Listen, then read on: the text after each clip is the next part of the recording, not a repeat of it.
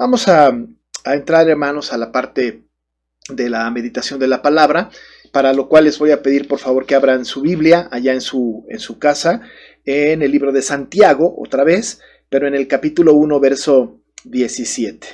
Santiago, capítulo 1, verso 17. Y mientras dure la meditación de la palabra, mantenga su Biblia abierta en este pasaje. Leeré este texto de Santiago 1, 17 que dice: Toda buena dádiva y todo don perfecto desciende de lo alto, del Padre de las luces, en el cual no hay mudanza ni sombra de variación. La semana pasada, y en realidad desde hace 3 domingos atrás, en estas transmisiones inéditas, que son nuevas experiencias para todos nosotros, no solamente para usted que está allá en casa, en su celular, en su tableta, en su televisión viéndolo, sino también para mí, para nosotros que estamos haciendo esto. No es lo mismo, me encantaría que yo pudiera estar enfrente viéndole las caras. Ahora no es posible esto, sin embargo, estamos juntos, estamos reunidos. En esos domingos anteriores hemos estado hablando de temas eminentemente doctrinales, no con la profundidad que se requiere, porque los temas que hemos tratado doctrinalmente pues tienen muchas vertientes, hay mucho tiempo que se tiene que ocupar en las doctrinas que hemos podido ver, pero hemos querido tocar las doctrinas no desde el punto de vista muy extenso para poder conocer la doctrina a profundidad, sino para poder explicarnos la situación que estamos viviendo en nuestro tiempo a partir de la doctrina del ser de Dios. Hemos hablado de Dios, hemos hablado de cómo Dios no participa en la creación, sino cómo Dios controla lo que sucede en la creación. No podemos nosotros pensar que Dios está sumando a las circunstancias del mundo, sino que Dios ha propiciado las circunstancias del mundo. Lo hemos dejado claro cuando hablamos del decreto de Dios. Hemos hablado acerca de cómo Dios sostiene y gobierna su creación cuando hablamos de la providencia.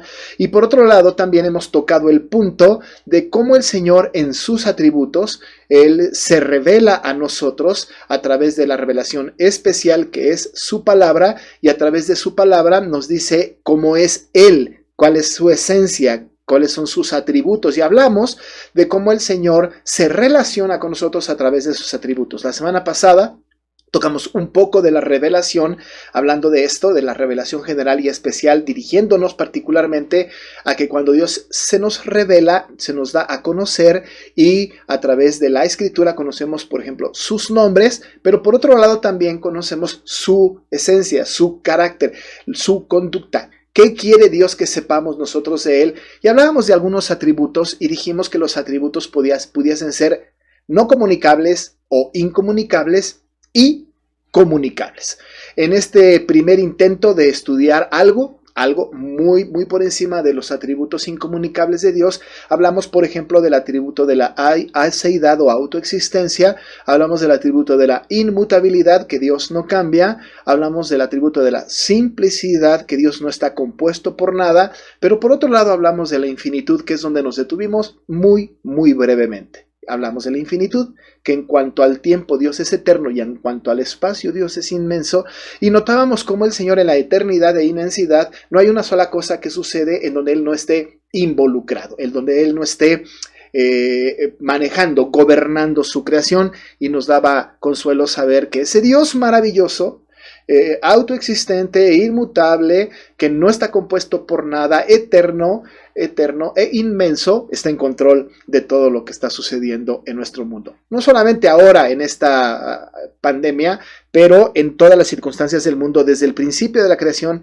por supuesto, hasta ahora. Y claro, no tenemos el problema de pensar que lo seguirá siendo, por supuesto, por siempre, dada su inmutabilidad, que Él ha prometido estar con nosotros todos los días hasta el final. Así que contemplamos la doctrina de Dios, el ser de Dios, no solamente para tener un acervo intelectual, un conocimiento intelectual de la teología, pero para poder gozarnos en un Dios verdaderamente importante para nosotros, con atributos que nadie tiene nada más que Él. Hemos afirmado en esta predicación de la semana pasada, que los atributos no comunicables de Dios no son comunicables, o sea, no son transferidos a nadie ni a nada de la creación. Es decir, que nos tiene que quedar claro que son atributos que solamente tiene Dios y que los tiene en perfección, pero que de ninguna manera los transmite a la creación. Nada de la creación, ni objetivo ni subjetivo, ni visible ni invisible. No hay nada, ni siquiera en el mundo espiritual, que pueda de ninguna manera reflejar el atributo incomunicable de Dios. Esto es muy, muy importante. Estos solamente le pertenecen a Él, son inexplicables para nuestra mente limitada, finita, pero son atributos que Dios tiene y que están expresados en la Escritura. Sin embargo, hay algunos atributos de Dios que sí transmite a su creación. Y esos atributos comunicables que transmite Dios a su creación son atributos que en algunos de ellos son transmitidos a todas las personas de la humanidad, sean creyentes o no sean creyentes.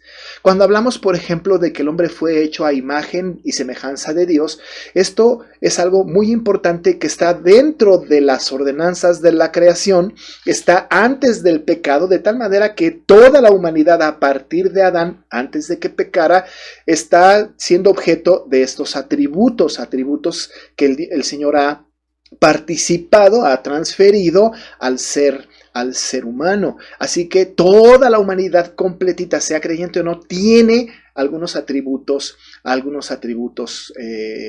comunicables. Evidentemente, no trataremos ahora esto, pero el atributo de la santidad, evidentemente, solamente es para el pueblo escogido por Dios. Pero de ahí, la mayoría de los atributos, el hombre, sea creyente o no, los tiene. El hombre los tiene. Pero no podemos perder de vista que los atributos comunicables son atributos que nos hablan de Dios. Ahora, normalmente, cuando hablamos de los atributos comunicables, pensamos en nosotros y nos encanta, porque decimos, es algo que yo tengo, es algo que Dios es y me lo participó, y entonces enfocamos nuestra atención en nosotros mismos, en el ser humano, y empezamos a hablar acerca de la bondad del hombre, de la misericordia del hombre, de la justicia del hombre, y nos llevamos entonces los atributos y los empezamos a encontrar y a definir a partir del hombre mismo, ¿no es cierto? Decimos nosotros, así como el hombre es bueno, Dios es bueno.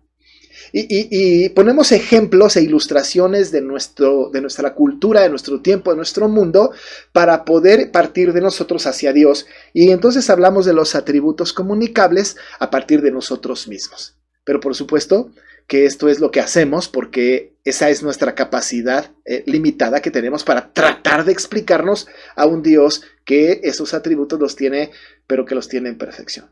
De tal manera que hoy no estaremos hablando acerca de el hombre con esos atributos, sino vamos a referirnos a Dios con esos atributos. No vamos a centrar nuestra atención en que si Dios es misericordioso, nosotros podemos ser misericordiosos, que esto es cierto, pero no enfocaremos nuestra atención en el atributo que ha sido comunicado, sino en aquel que posee el atributo que comunica.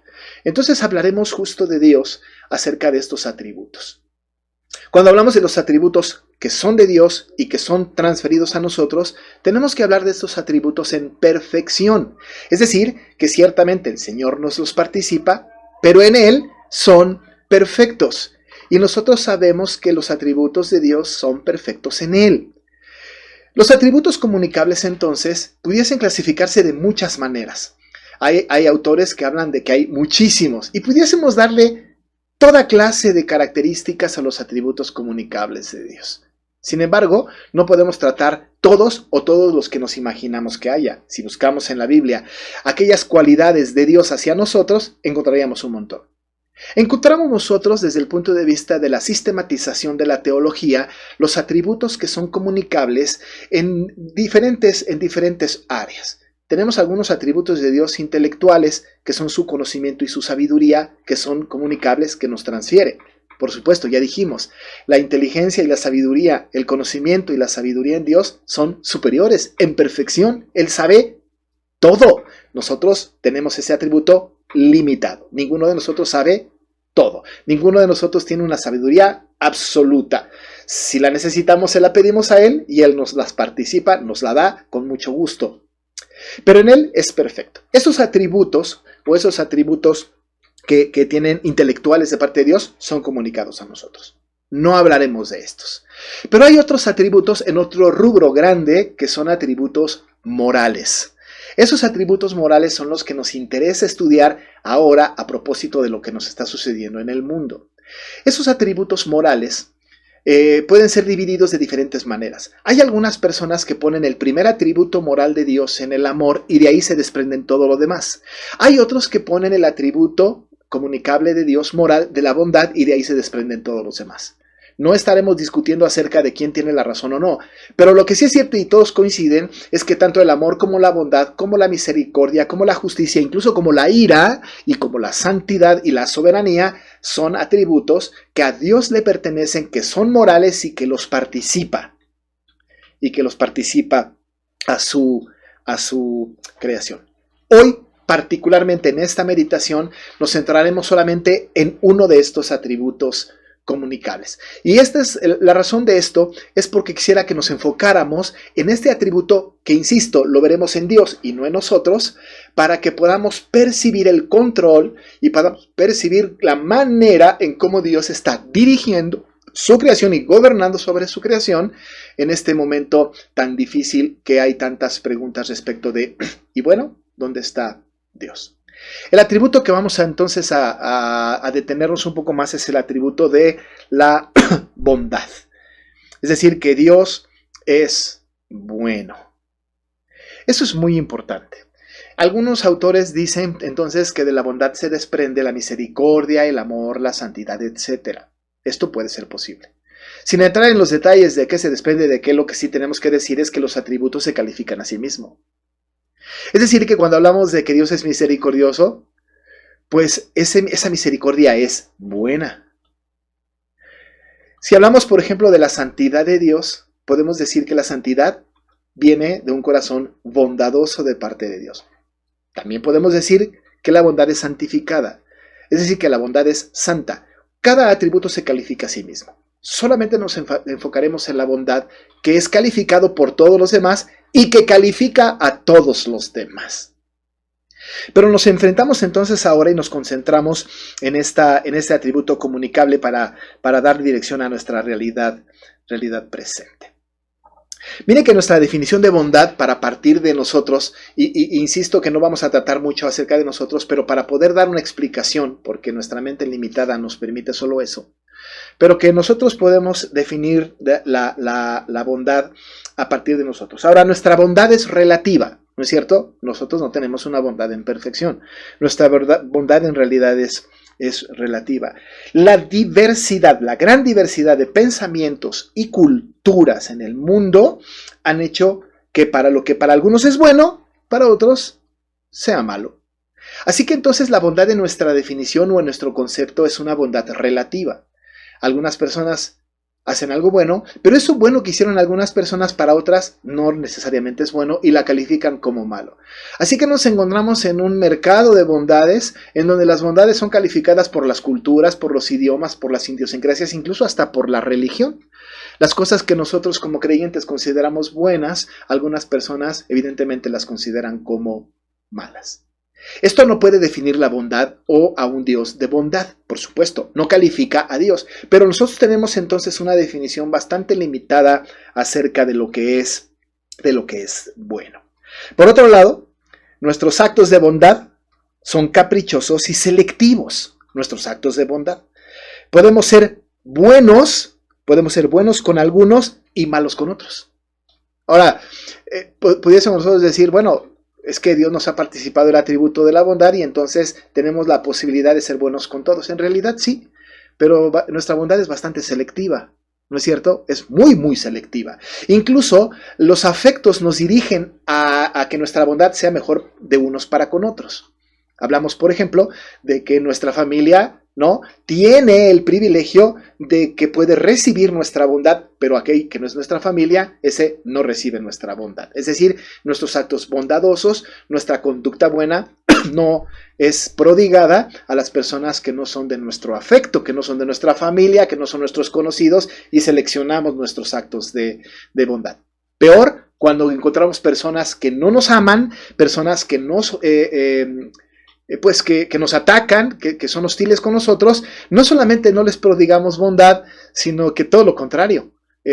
Tenemos toda clase de acciones o muchas actitudes que más bien son lo contrario de la bondad, que calificándolo así, el antagónico de la bondad pues es la maldad.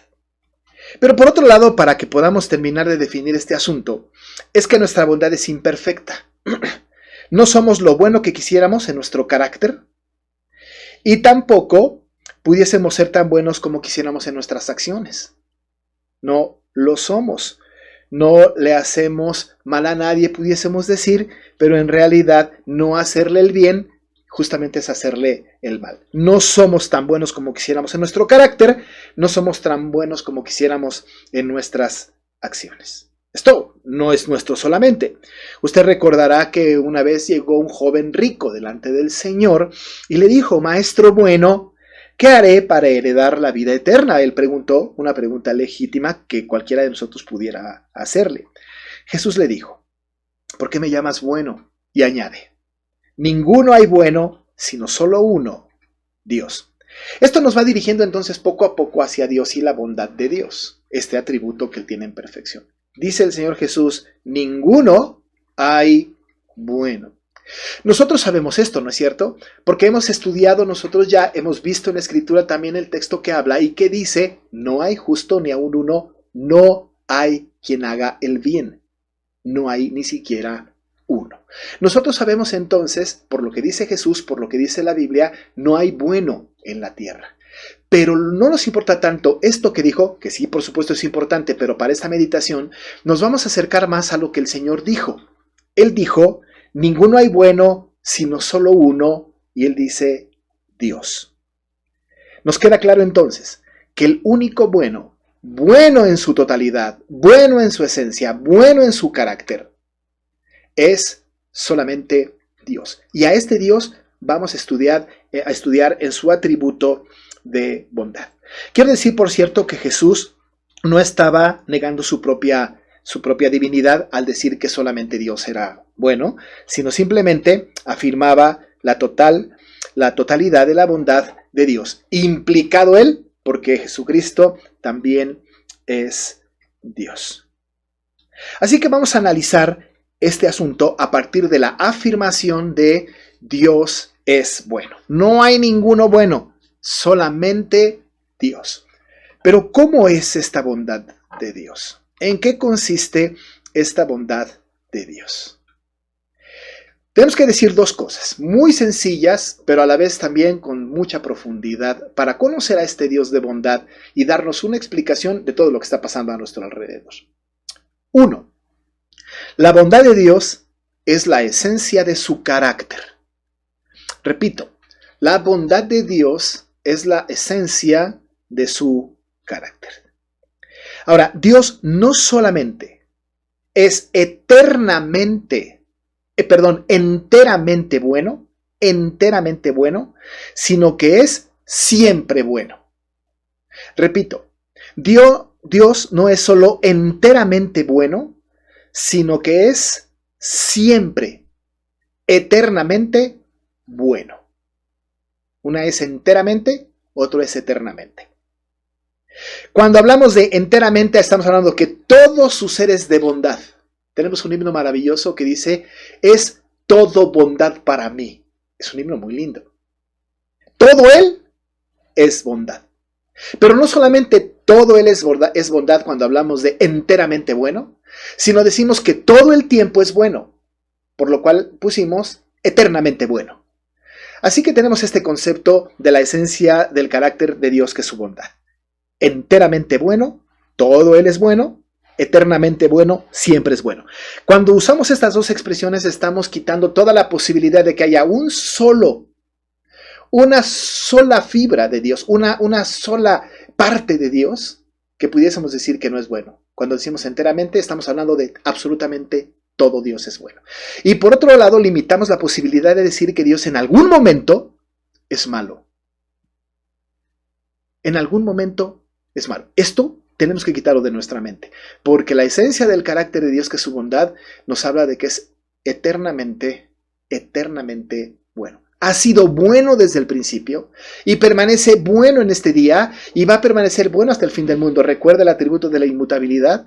Bueno, pues Dios es inmutable, no cambia y ha sido bueno desde el principio y será siendo bueno hasta el final.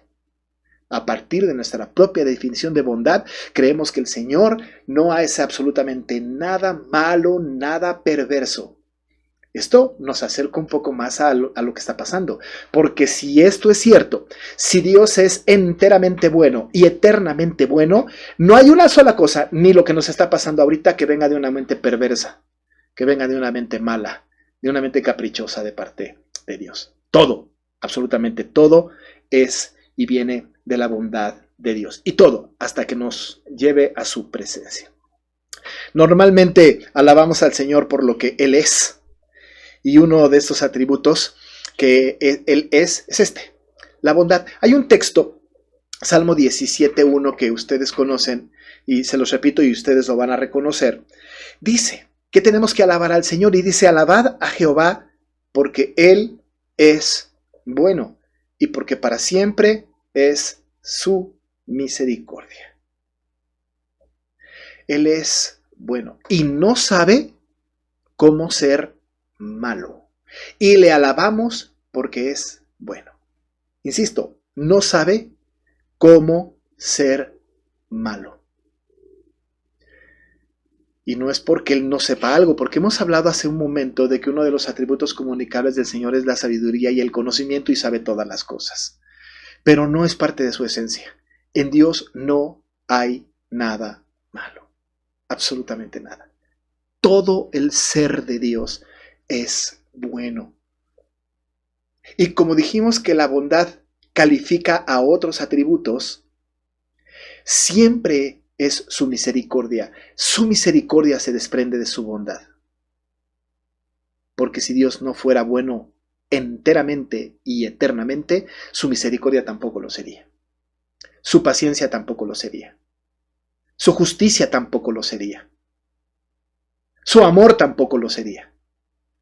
Así que nosotros tenemos a este Dios maravilloso, que es enteramente bueno, todo su ser, eternamente bueno para siempre. Y alabamos a Jehová porque Él es bueno y porque para siempre es su misericordia. Y eso, amados hermanos, esto no cambia. Como dije, Dios no sabe cómo ser otra cosa que no sea ser bueno. Quiero que veamos el texto que leímos hace un momento del capítulo 1, verso 17 del libro de Santiago. Este pasaje que leímos tiene una palabra que dice que en él no hay sombra de variación. Déjenme explicar un poco esto. No sé cuántos de ustedes experimentaron o vieron a sus hijos pequeños, o ustedes mismos lo hicieron y sus padres se los contaron. Pero cuántos de nosotros, incluso hoy día en la era tecnológica, hemos visto videos de niños, por ejemplo, que van persiguiendo su propia sombra. Es muy chistoso, ¿no? Porque vemos a los pequeños cuando el sol pega de lado, ¿no? De una manera con un ángulo bastante particular, y nosotros vemos a los pequeños que están viendo su sombra y caminan para allá, y ellos piensan una de dos: o que están persiguiendo su sombra o que la sombra los está persiguiendo. Y por más que se quieren alejar de su sombra, la sombra les va a seguir todo el tiempo. Ellos no lo pueden entender. Ellos no lo pueden entender. Pero la sombra hace figuras caprichosas. La sombra varía de muchas maneras. Incluso pueden hacerse figuras caprichosas teniendo una lámpara reflejada en una pared y en medio la mano, y se pueden hacer figuras caprichosas. La sombra varía a partir de los movimientos caprichosos, por supuesto, de los niños caminando, de un animalito persiguiendo su sombra, o de nosotros deliberadamente haciendo figuras caprichosas en la pared con una lámpara con nuestras manos. La sombra tiene movimientos, por supuesto, movimientos que son caprichosos. Pero esto no sucede con Dios. En Él, dice la palabra, no hay sombra de variación. Esto no está únicamente sugiriendo que Dios es inmaterial y que por lo tanto es incapaz de tener una sombra.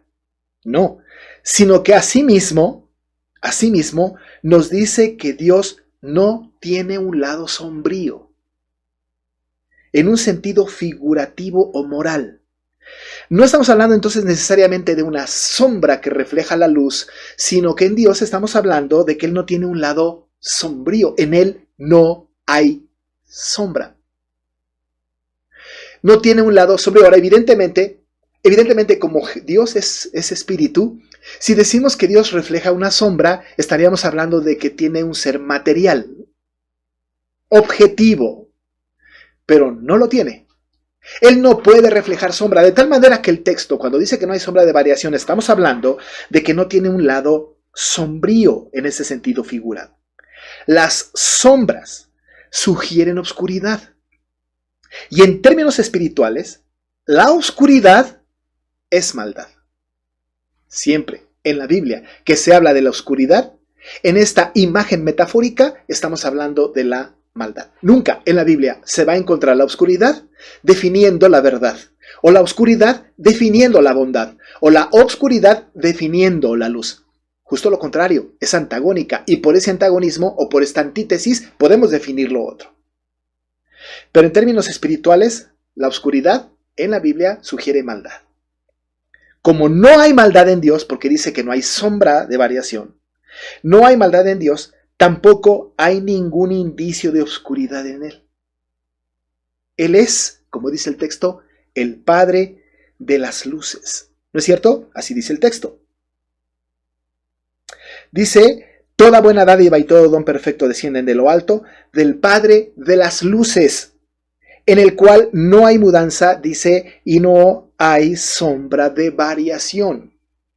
No hay un lado sombrío en Dios. No hay maldad en Dios. Es el Padre de las luces. En Él todo es luz.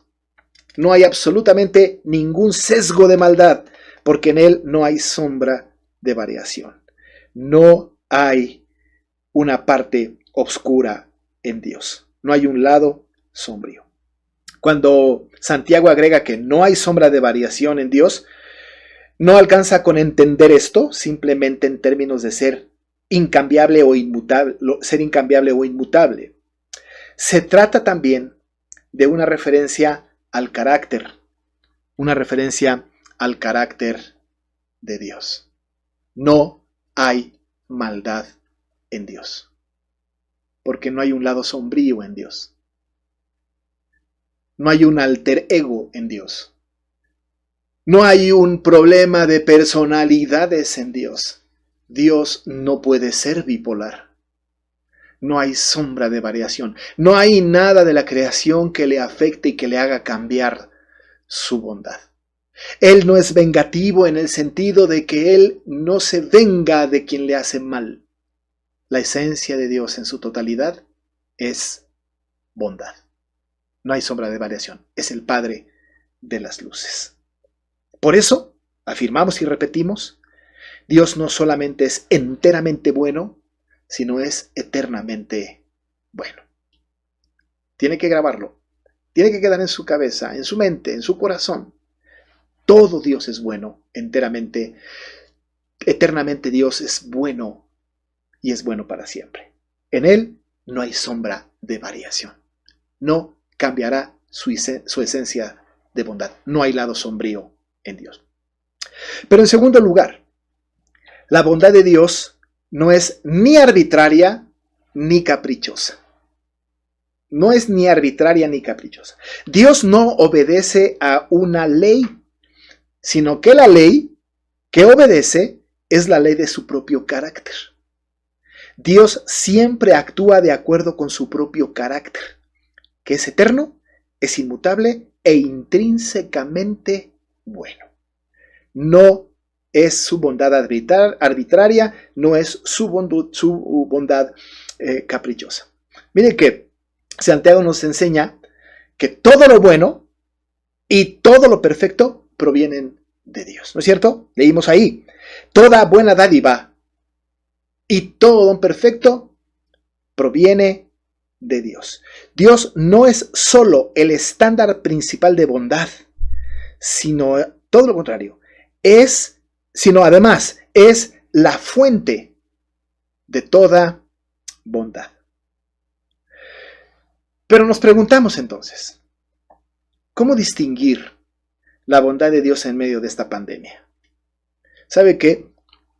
Evidentemente no he escuchado a muchos cristianos hablar acerca de que Dios está siendo malo con la creación, malo con nosotros, uno que otro, algún despistado.